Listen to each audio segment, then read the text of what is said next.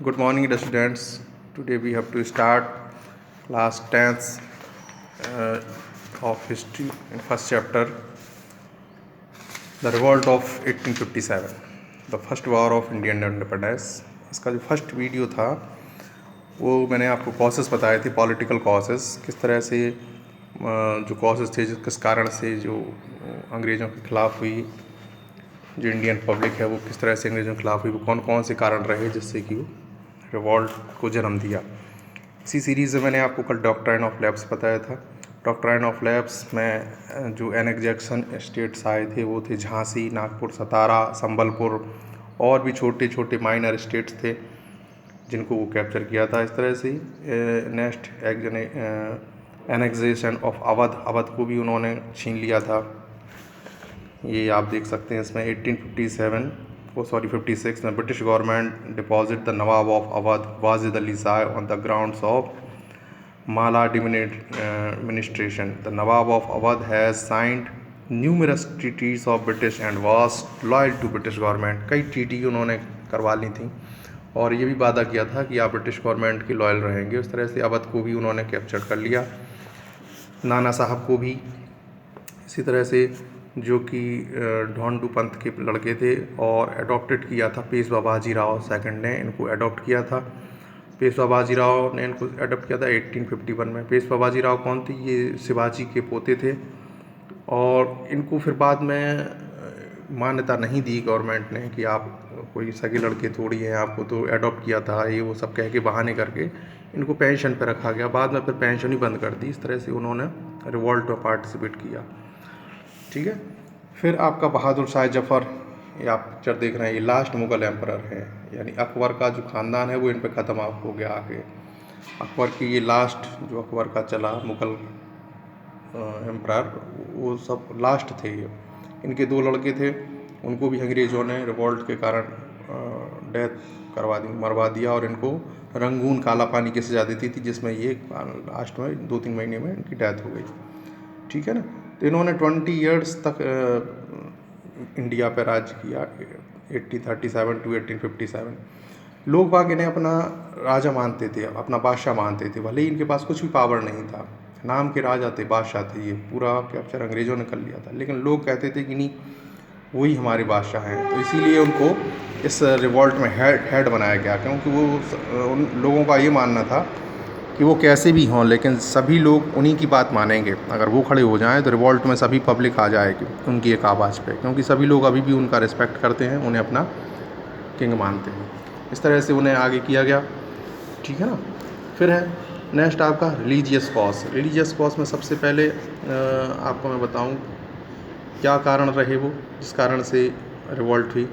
Religious cause में आपका British believe that they were racially superior to the Indians and regarded India to the true salute. अंग्रेज़ों का ये मानना था कि वो कई तरह से इंडियंस से सुपीरियर हैं। एक तो रंग में, कलर में वो हमसे ज़्यादा गोरे हैं, तो ये रेशियली सुपीरियर था। इसके अलावा वो और भी कई चीज़ों में वो मानते थे कि हम रिलीजन में, एजुकेशन में, हर चीज़ में, और चूँकि ये सत्वी है वो हमसे आगे रहे भी थे। दूसरा इन्होंने क्या किया, कन्वर्जन क्रिश्चियनिटी, क्रिश्चियंस बनाए लोगों को।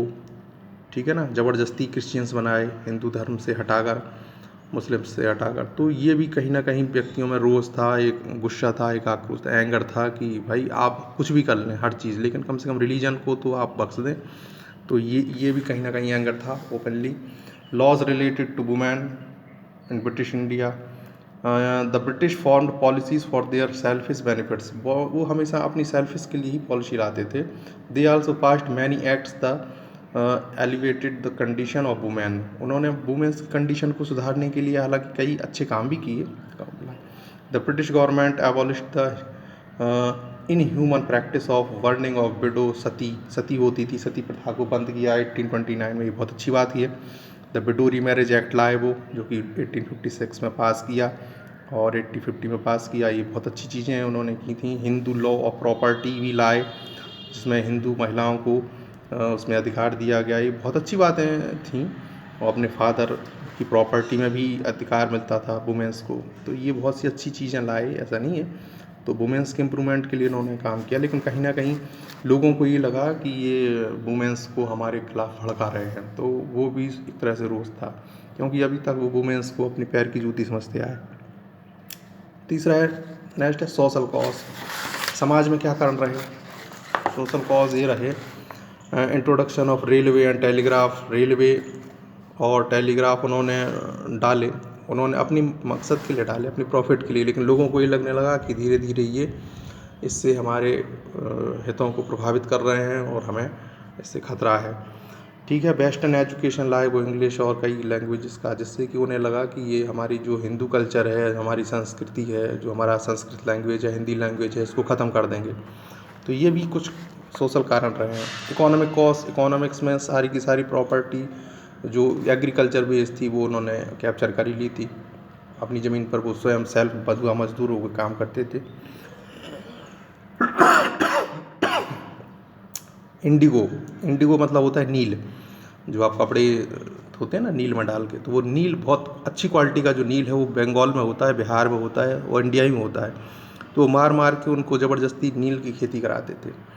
वो कहते थे नील की खेती करें आप, और अपनी, क्योंकि ये बहुत अच्छे दामों पर, बहुत हाई कॉस्ट में इंग्लैंड में बिकता है, तो वो अपनी खेती ना करके, एग्रीकल्चर ना करके नील की खेती कराते थे, जिससे कि गरीब किसान जो थे वो मरने लगे, अपनी फसलें पैदा नहीं कर पाते थे और धीरे धीरे अनाज की कमी हो गई। ये भी एक रिवॉल्ट था।